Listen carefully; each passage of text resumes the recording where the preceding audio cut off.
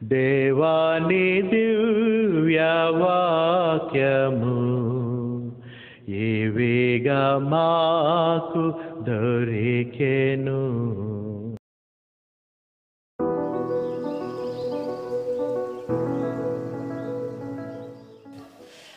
నీ సొంత బుద్ధిని ఆధారం చేసుకొనక నీ పూర్ణ హృదయముతో యెహోవా యందు నమ్మిక ఉంచుము. కాబట్టి విజ్ఞాపన కానీ, బతిమాలడం దగ్గర కానీ, విన్నపం చేసే చోట కానీ నీ స్వబుద్ధిని దూరంగా ఉంచు అంటున్నాడు.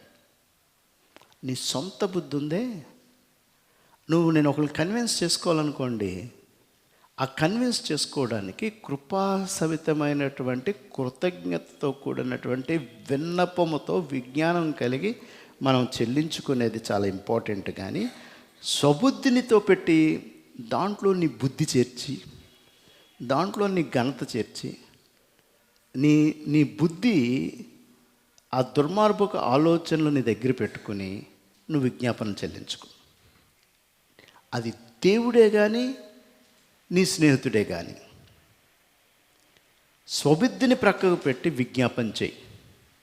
అది ఎవరు చెప్తున్నారు తెలుసా? జ్ఞాని అయిన సొలొమోను. కాబట్టి దేవునికి విజ్ఞాపన చెల్లించిన, స్నేహితుడి దగ్గరికి నువ్వు విజ్ఞాపనతో వచ్చినా నీ బుద్ధి పక్కకు పెట్టు. నీకు ఒక బుద్ధి ఉంటుంది, నీ స్వబుద్ధి ఒకటి ఉంటుంది, నీ న్యాచురల్, నీ ఇన్స్టింక్ట్స్ కొన్ని ఉంటాయి, నీ న్యాచురల్ బిహేవియర్ కొంత ఉంటుంది, నీ న్యాచురల్ థింకింగ్ ఒకటి ఉంటుంది, నీ న్యాచురల్ కుయుక్తి కొంత ఉంటుంది, నీ న్యాచురల్ ఇంటెలిజెన్స్ కొంత ఉంటుంది, నీ న్యాచురల్ కన్నింగ్నెస్ కొంత ఉంటుంది. దాన్ని పక్కకు పెట్టి నాకు ప్రార్థన చేస్తేనే అంటున్నాడు. దాన్ని ప్రక్కకు పెట్టి నువ్వు ప్రార్థన చేయి. 1 పేతురు 3వ అధ్యాయము 12వ వచనం. ఆయన చెవులు వారి ప్రార్థనల వైపు ఉన్నవి కానీ ప్రభు ముఖము. అది ఇప్పుడు నేను ప్రార్థన చేశాను, కానీ ఇక్కడున్నటువంటి కొంత జనాంగానికి కీడు చేయాలనుకుంటున్నాను. నేను ప్రార్థన చేస్తున్నాను, ఆ వ్యవస్థకి కీడు మనసుతో ఉన్నాను.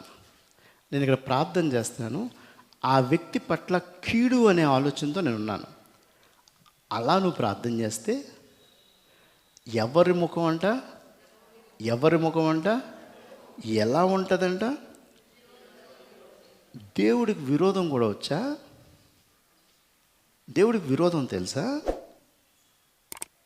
ఎనిమిటీ ఉందా దేవుడికి? ఉందంటున్నాడు పేతురు. ఉంది, కానీ ఎవరి మీద ఉంటుంది ఆయన యొక్క విరోధం? కీడు అనే మనసు పెట్టుకున్న వాడి మీద గ్యారంటీగా దేవుడు వాడికి విరోధం. అలాంటి వాళ్ళకి ఆయన తప్పకుండా విరోధే. కాబట్టి నీ ప్రార్థన కానీ, నీ విజ్ఞాపన కానీ, నీ సప్లికేషన్ కానీ, నీ డెడికేషన్ కానీ, నీ ప్రేయర్ కానీ, నీ కమ్యూనికేషన్ కానీ, నీ కమిట్మెంట్ కానీ, వీటిలో ఎక్కడా కూడా కీడు అనేటువంటి మనసు నీకు ఉండకూడదు. అది కానీ ఇన్సెట్ అయ్యిందా నీ బుద్ధిలో, ఇందా మనం చదువుకున్నటువంటి ఆ బుద్ధి అనేటువంటి దాంట్లో అది ఇన్సెట్ అయ్యిందా, దేవుడు ప్రార్థన ఇటు నుంచి వస్తుంది అనుకోండి, ఇటు నుంచి ఆ వ్యక్తి నుంచి నాకు ప్రార్థన వస్తుందంటే దేవుడు వస్తున్నటువంటి వ్యక్తి వైపు ఉన్నటువంటి ముఖాన్ని ఇటువైపు తిప్పుకుంటాడంట. ఆ ప్రార్థన అటు నుంచి వచ్చేటువంటి వ్యక్తిలో కీడు అనేది ఇమిడి ఉంటే, స్వయాన్ని పేతురు రాస్తున్నటువంటి ఈ పత్రికలు ఏం చెప్తున్నాడంటే, నువ్వు కీడుతో కానీ, నీ బుద్ధితో కానీ నువ్వు ప్రార్థన చేస్తే ఆయన విరోధంగా తిప్పుకుంటాడు, ఆపోజిట్. అదే చాలా జాగ్రత్తగా మనం ప్రార్థన చేయాలి. కొంతమంది వ్యక్తులు అంటూ ఉంటారు, ఆడు నాకు అలా చేశాడు కాబట్టి ఆడి ఇంట్లో కీడు జరిగింది అంటారు. అసలు ఆ కీడు అనేటువంటి దానికి మనది మనసే కాకూడదు. ఆ దుర్బుద్ధి అనేటువంటిది మనకి ఏమాత్రం మనకి చెరువుగా ఉండడానికి వీల్లేదు. ఎక్కడ కీడు జరిగినా అయ్యో అనేటువంటి తత్వమే మనకు ఉండాలి అనేటువంటిది. ఆ అయ్యో అనేటువంటి ఆ యొక్క మనసులో వారికి కలిగిన గాయాన్ని బట్టి మనం నొచ్చుకున్న పరిస్థితితో మనం దేవుడికి ప్రార్థన చేస్తే నిన్ను ఆయన ఆ ప్రార్థన వచ్చే వైపు ఎదురు కౌగులికి వెళ్ళేటువంటి దేవుణ్ణి మనం కలిగి ఉన్నాం. అలాంటి దేవుడికి మనం ప్రార్థన చేసుకుంటూ ఉన్నాం. కాబట్టి కీడు చేయువారి ప్రార్థన ఇది ప్లెయిన్ ఫెయిల్యూర్. నీ ప్రేయర్కి, నీ ప్రార్థనలో ఒకరికి కీడు అనేటువంటిది, అంటే ఇది శరీర సంబంధమైనటువంటి ఆలోచన, ఇది ఆత్మ సంబంధమైన ఆలోచన కాదు.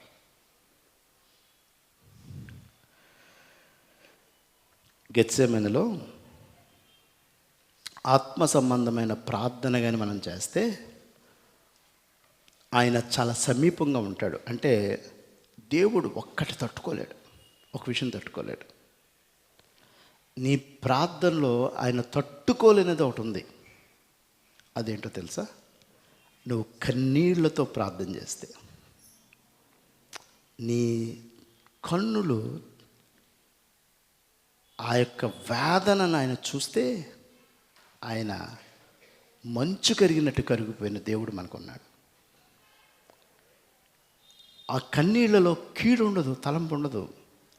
సొంత వేదన, సొంత బాధ, సొంత తృష్ణ, సొంత ఆవేశం, సెల్ఫ్ రిలేటెడ్. అది స్పిరిచువల్. శరీర సంబంధమైనటువంటిది అయితే కీడు తలపెట్ట, ఆడి ఎదుగుదల తట్టుకోలేం, వాళ్ళలో ఉన్నటువంటి మార్పును తట్టుకోలేం. కీడుతో నిండిపోయి మన ముఖాల యొక్క రూపం మారిపోయి, మన శరీర రూపం మారిపోయి, మన ముఖ రూపం మారిపోయి, మనకి మనం డిప్రెషన్ అనే పరిస్థితుల్లో మనం బ్రతున్నప్పుడు ఆ ముఖం దేవుని వైపు ఉన్నటువంటి ముఖం కాదు, దేవుడు వారి పట్ల ఉన్న ముఖం మార్పును పొందినటువంటి పరిస్థితి. కాబట్టి prayer is face to face, face time లాంటిది, ఫేస్బుక్ లాంటిది కమ్యూనికేషన్. కొంతమంది ఫేస్బుక్ ఎలా ఉంటుందంటే క్షణంలో ప్రపంచానికి వాళ్ళకు జరిగిన ఆనందం కనబడిపోవాలి అక్కడ. అలాంటి ఫేస్ టైం, ఫేస్బుక్ లాంటి యొక్క ఇంప్లికేషన్ మనం దేవుడికి కనపరుచుకోవాలి. మనం 7-8 వరకు చూడండి ఒకసారి. 7వ వచనం నుంచి, శరీరధారి అయి ఉన్న దినములలో మహారోధముతోనూ కన్నీళ్లతోనూ నన్ను మరణము నుండి రక్షింపవారి వారికి ప్రార్థనలు యాచనలు సమర్పించి భయభక్తులు కలిగి ఉన్నందున ఆయన అంగీకరించబడాను. స్వయాన్ని క్రీస్తే గెత్సేమనే తోటలో మరణం అనేటువంటి వేదనతో ఆయన శరీరంలో ఉన్నటువంటి రక్తం నీరుగా మారిపోయి ఈ పాపాలు మోసే మరణాన్ని కాదు అక్కడ, ఈ లోక పాపాలు మోసే మరణానికి ఆయన బాధను చెల్లిస్తే దాన్ని తప్పించమని వేడుకున్నప్పుడు ఆ ప్రార్థనని దేవుడు ఆయన ఏ పని మీద వచ్చాడో ఆ పనిని పూర్తి చేయడానికి సహాయం చేశాడు. దేవుడు ఏ పని మీద వచ్చాడో ఆ పనిని పూర్తి చేయడానికి సహాయం చేశాడు. కాబట్టి